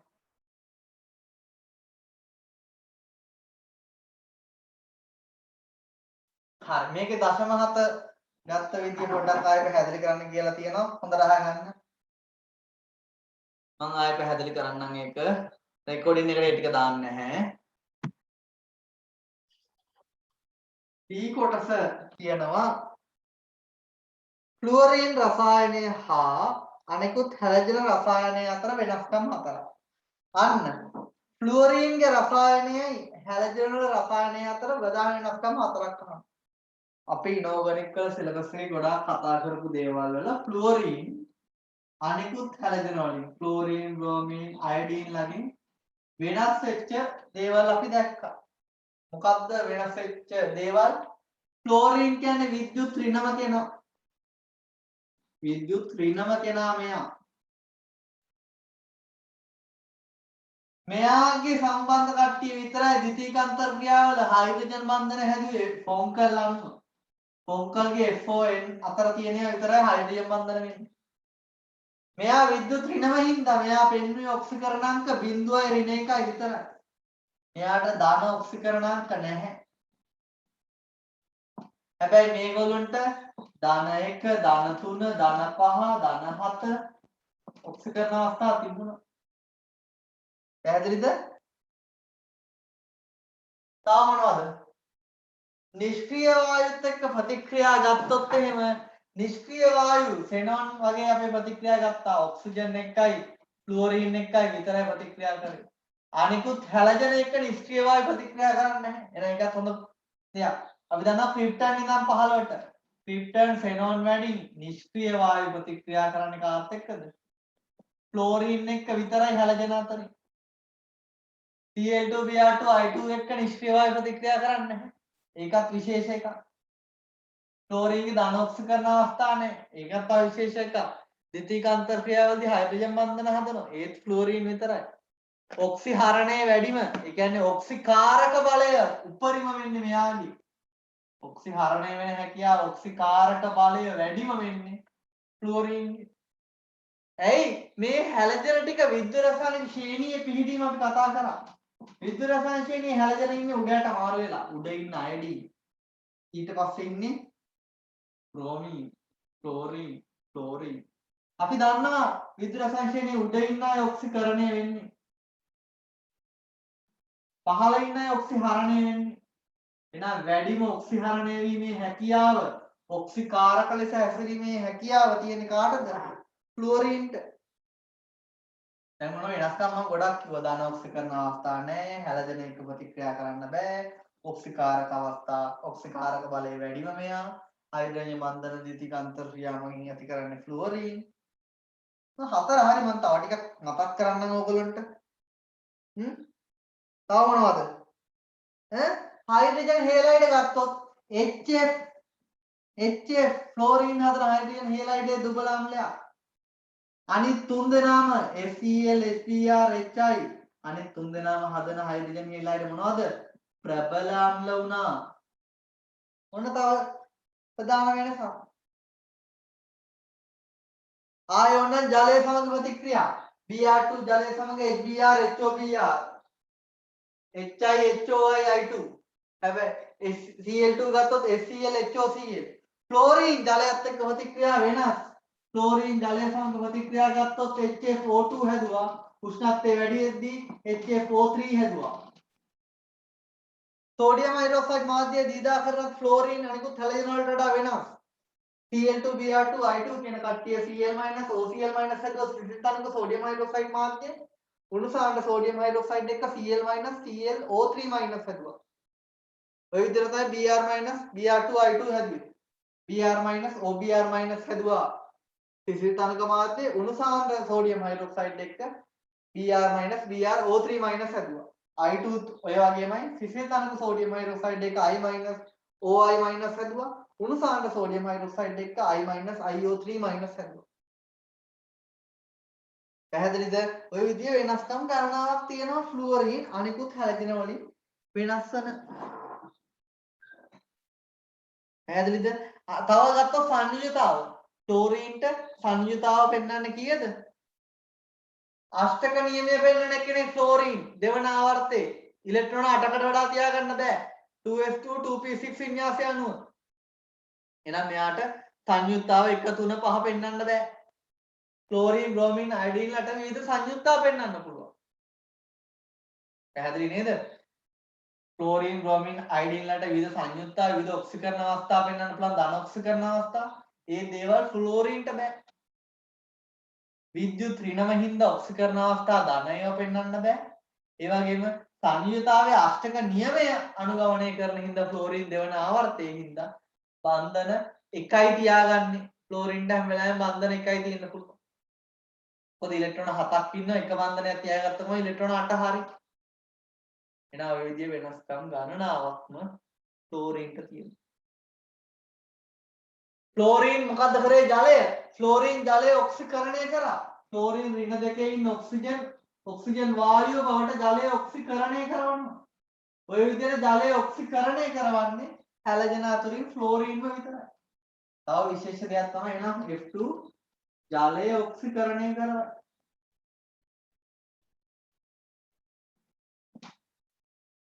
එහෙනම් සංයුක්තාව ඔක්සිකරණාංකයේ විද්‍යුත් ඍණතාවය නිෂ්ක්‍රීය වායු සමග ප්‍රතික්‍රියා කතා කරනවා. මට තව කල්පනා කරලා ඔයගොල්ලෝ කියන්න කවුරු හරි කෙනෙක් කල්පනා කරලා කියන්න ටින් ලෙඩ් දෙන්න එක්ක ටින් ලෙඩ් මෙන්න මේ දෙන්න ටින් ලෙඩ් දෙන්න විශේෂත්වය මොකද්ද? අනෙකුත් හැලජන එකයි ක්ලෝරීන් එකයි හදන සංයෝගවල ටින් ලෙඩ් දෙන්නයි. කල්පනා කරලා කියන්න බලන්න. මේ ටික සටහන් කරගන්න කරුණු ටික පොයින්ට්ස් විදියට ඔක්සිකරණ අවස්ථා කතාව, නිෂ්ක්‍රීය වායු සමග ප්‍රතික්‍රියා ටික, සංයුතා ටික, ජලය ඔක්සිකරණය කරන කතාව, ඔය ටික සටහන් කරගන්න. සටහන් කරන ගමන් කල්පනා කරන්න ටින් ලෙඩ් දෙන්න එක්ක හැලජන වල ප්‍රතික්‍රියාවල ෆ්ලෝරීන් වෙනස් වෙන්නේ ඇයි කියලා. එක ළමයා උත්තරේ දුන්නේ මං ඇහුවේ මොකද්ද? සිල්වර් ලෙඩ් දෙන්නගේ සංයෝග මේ හැලජනත් ක්ලෝරින් බ්‍රෝමීන් අයඩීන් එක ගන්න. මොකක්ද විශේෂත්වය? AgCl AgGr AgI මොනවද මේ ආක්ෂේප? මෙයා සුදු පාටයි කහ පාටයි ලා කහ පාටයි කහ පාටයි. ලෙඩ් එක lead chloride lead bromide lead iodide මොනවද අවක්ෂේප මෙයා සුදු පාටයි මෙයා ක්‍රීම් පාට නැත්නම් ලා කහ පාට අවක්ෂේපය මෙයා තද කහ පාට අවක්ෂේපය ඔක්කොම අවක්ෂේප. නමුත් ෆ්ලෝරයිඩ් මොකද්ද වෙන්නේ? සිල්වර් ක්ලෝරයිඩ් ලෙඩ් ක්ලෝරයිඩ් මොනවද මේවා? ජලීය ද්‍රාවණ අවක්ෂේප නෙමෙයි.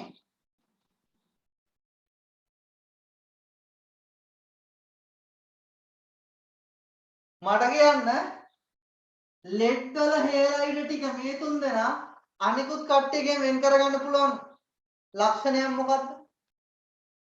ලෙඩ් හේලයිඩ් ටික අනෙක් කට්ටියගෙන් වෙන් කරගන්න පුළුවන්. මේ ලෙඩ් හේලයිඩ් ටික අනෙක් අවක්ෂේප වලින් වෙන් කරගන්න පුළුවන් හැකියාවක් කියන බලන්න. මොනවාද ලක්ෂණයක් ඒගොල්ලෝගේ තියෙන්නේ? බොහොම හොඳයි. මේගොල්ලෝ රත් කරාම දිය වෙනවා සිසිල් ලෙඩ්දී අවක්ෂේප වෙනවා. එහෙම නැත්නම් උණු ජලයේ දිය වේ සිසිල් වලට අවක්ෂේප වෙනවා. මේ තුන් දෙනා එකිනෙකින් වෙන් කරගන්න පුළුවන් මොනවද? ඇමෝනියා හි ද්‍රාව්‍යතාවය මගින්. මෙයා තනුක ඇමෝනියා තුල දිය වෙනවා NH3. මෙයා තනුක ඇමෝනියා තුල දිය වෙනවා. මෙයා තනුක ඇමෝනියා තුල දිය වෙන්නේ නැහැ. සාන්ද්‍ර ඇමෝනියා දැම්මොත් තමයි සංඝ සංකීර්ණය හදන්නේ. මෙයා සාන්ද්‍ර ඇමෝනියා තුලවත් දිය වෙන්නේ. මේ හැමෝම සිල්වර් ලෙඩ් එක මේ හේලයිඩ් තුනම අවක්ෂේප හැදුවට ෆ්ලෝරින් අවක්ෂේප හදන්නේ ජලීය ද්‍රාවණ විදියට ඉන්නේ. පැහැදිලිද? ඒකත් විශේෂ ලක්ෂණයක්.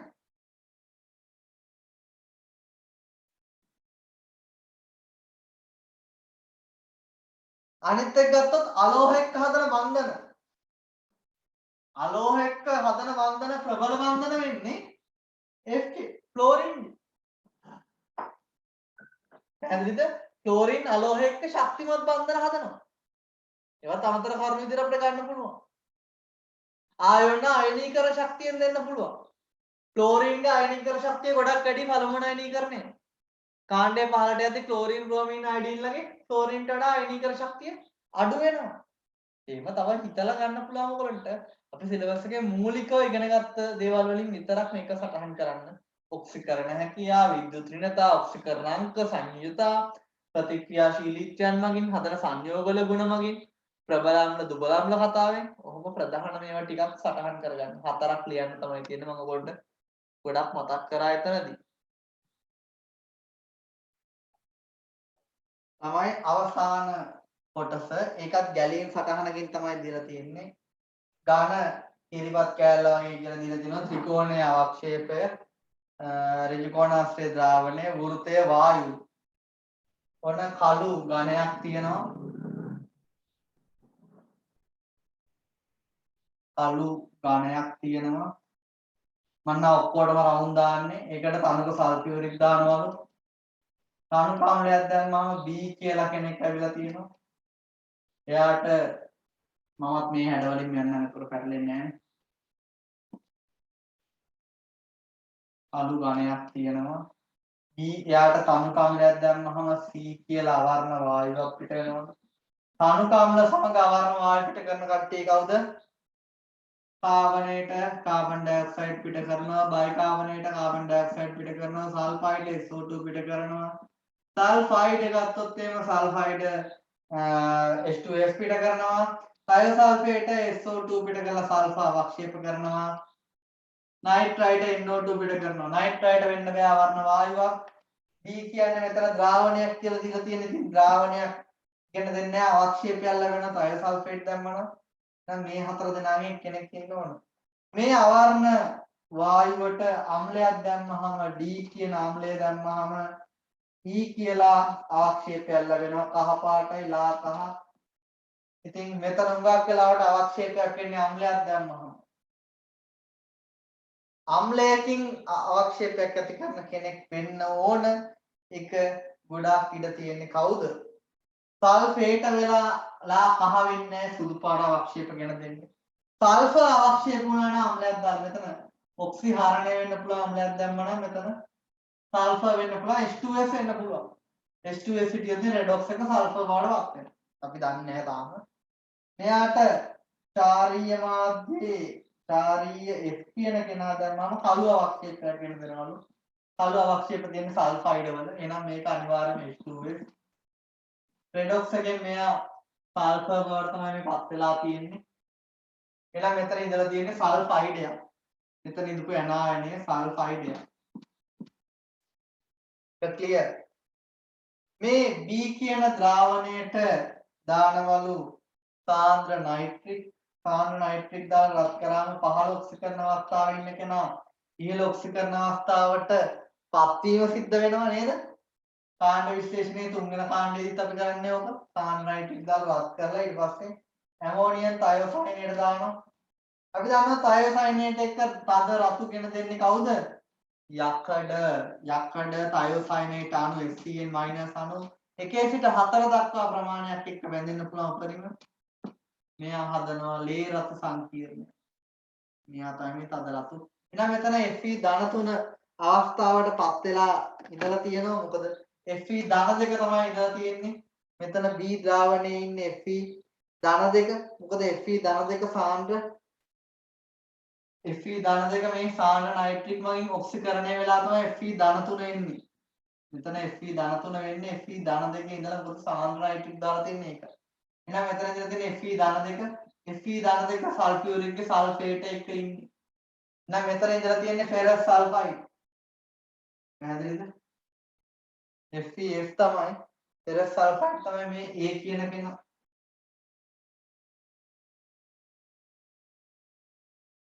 මෙයාට ශාරීය මාධ්‍යයේ F කියන කෙනා දැම්මහම ඒ කියන්නේ H2S ට ශාරීය මාධ්‍යයේ F දැම්මහම කළු අවක්ෂේපයක් ගෙන දෙනවලු.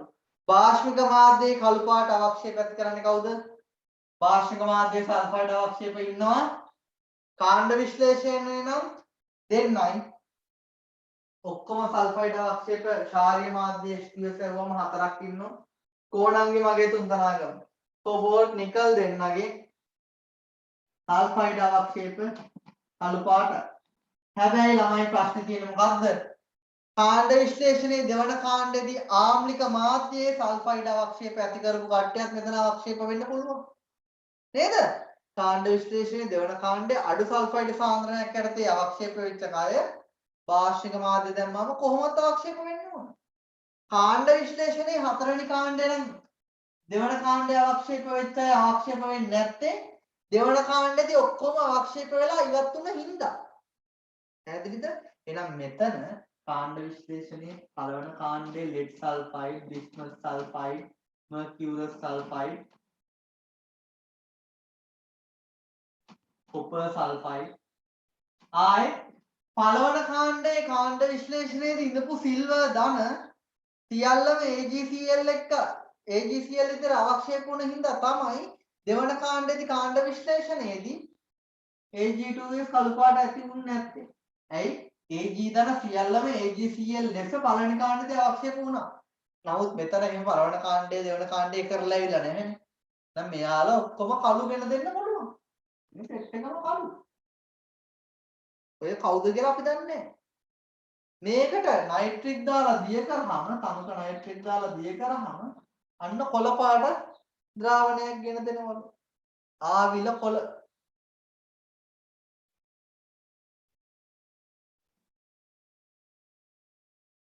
මේ කොළ කෙනාට ඇමෝනියම් හයිඩ්‍රොක්සයිඩ් දැම්මහම කොළ පාට අවක්ෂේපයක් ගෙන දෙනවලු. කොළ පාට අවක්ෂේප ඉන්නේ කවුද? තුනයි. Fe ධන දෙකේ ferrous hydroxide කොළ පාටයි නේද? මෙතන කොළ අවක්ෂේපයක් ගෙන දෙනවා. ඉතින් ferrous hydroxide කොළ පාටයි, chromium hydroxide කොළ පාටයි, nickel hydroxide කොළ පාටයි. ඉතින් මෙතනට ගැලපෙන්නේ කවුද? නිකල් විතරයි. අනිත් අය කැපිලා යනවා. දැන් මේ ඉඳලා තියෙන්නේ කවුද? nickel hydroxide කොළ විදියට ඉන්නේ H. තේරුණා නේද? මේ අය නෙමෙයි. ඉතින් මෙයාට වැඩිපුර සාන්ද්‍ර ඇමෝනියා දැම්මම සාන්ද්‍ර ඇමෝනියම් හයිඩ්‍රොක්සයිඩ් දැම්මම නිල් තද නිල් ද්‍රාවණයක් ගෙන දෙනවා. ඉතින් තද නිල් කවුද? නිකල් ඇමෝනියා එක්ක හදන සංඝ සංකීර්ණයේ I තද නිල් පාටයි. නිකල් ඇමෝනියා අණු 6ක් එක්ක සංඝ සංකීර්ණය හදනවා. මේක තද නිල් පාටයි. එතකොට F කියන්නේ කවුද මේ? නිකල් ඉඳලා තියෙන්නේ. පැහැදිලිද? මොකද නිකල් H2S එක්ක ප්‍රතික්‍රියා කරලා තමයි නිකල් සල්ෆයිඩ් උනේ. අපි ඒ නිකල් ඉඳපු F සංයෝගය දන්නේ. ඒකට අපිට දීලා තියෙනවා මේ ජලීය F අරගෙන එයාට බේරියම් ක්ලෝරයිඩ් දැම්මහම සුදු අවක්ෂේපයක් ඇති වෙනවලු. තනුක නයිට්‍රික් හී දිය නොවන තනුක නයිට්‍රික් හී දිය නොවන සුදු පාට අවක්ෂේපය කවුද? බේරියම්ගේ. Barium sulphate. එහෙනම් බේරියම් සල්ෆේට් නම් මෙතන නිකල් ඉඳලා තියෙන්නේ කවුරු විදියටද? නිකල් සල්ෆේට් විදියට ඉඳලා තියෙන්නේ. එහෙනම් මේ F කියන්නේ නිකල් සල්ෆේට්. මෙතනදී අපි දාලා තියෙන්නේ F කියලා කවුද? Nickel sulphate.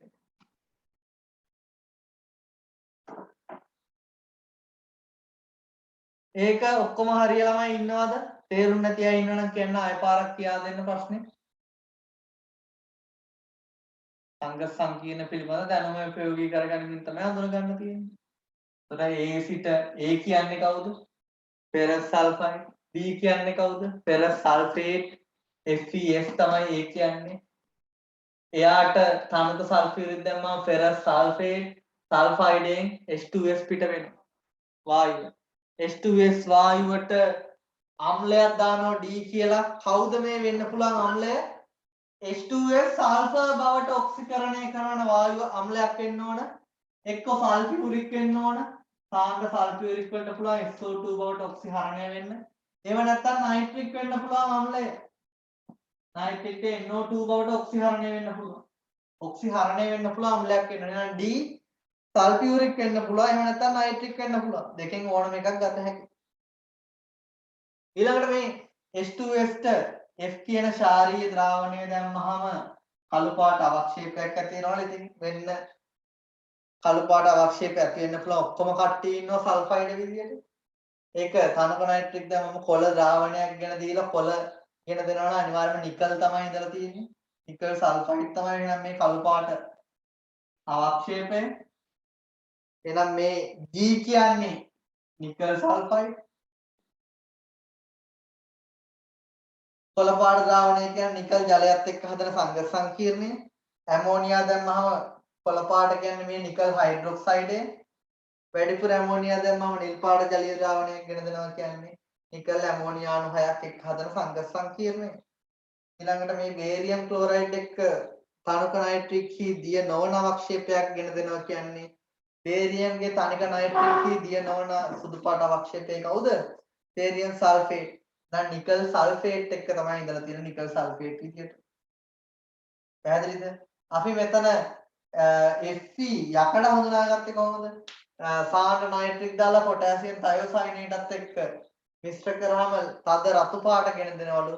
Fe- එක තයෝසයිනේට එක්ක රතු පාට සංඝ සංකීර්ණ ඇති කරන්නේ Fe දාන තුනම විතරයි. එහෙනම් එතන Fe දාන තුන තමයි ලැබිලා තියෙන්නේ. ඒක ගෙන දෙලා තියෙන්නේ සාන නයිට්‍රික් දැම්මම එනං ඉඳලා තියෙන්නේ Fe ධන දෙක ඔක්සි කරන අවස්ථාවේ. නම් ෆෙරස් සල්ෆයිඩ් කියලා ආවේ විදියට. පැහැදිලිද ඒ ගැලීම් සටහන සාකච්ඡාව ගැටලු තියනවාද මොනවා හරි?